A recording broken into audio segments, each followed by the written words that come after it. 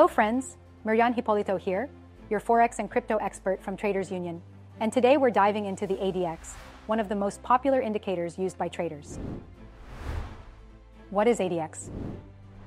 ADX stands for Average Directional Index. Simply put, this indicator helps you understand how strong a trend is in the market. Remember, the ADX only measures the strength of a trend, not its direction. Example, if the ADX line is rising, the trend is getting stronger.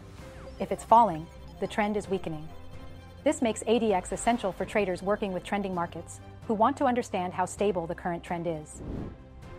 The history of the ADX indicator. Did you know the ADX has been around since 1978? It was developed by the legendary John Wells Wilderand, featured in his book, New Concepts in Technical Trading Systems.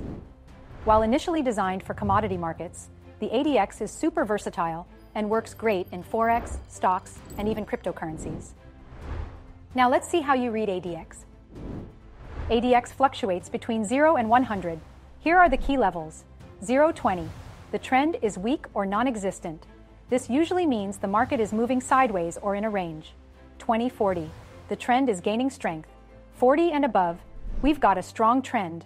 This is a good time to consider trading in the direction of the trend. Pro tip alert. If ADX is below 20, it's better to avoid trading, as the market might be too risky. But if it rises above 40, it's time to make those confident entries. How to use ADX in trading. Professionals often combine ADX with other indicators, such as moving averages. Pro tip alert. When the ADX is rising and the moving average is sloping upwards, confirming the uptrend, that's your green light to enter a trade. Now you know what ADX is and how it helps track the strength of trends. Use it wisely, and don't forget to double-check signals with other tools. If you enjoyed our video and want to learn more about trading on Forex and crypto exchanges, hit the like button and subscribe to our channel so you never miss a new video. See you in the next episode.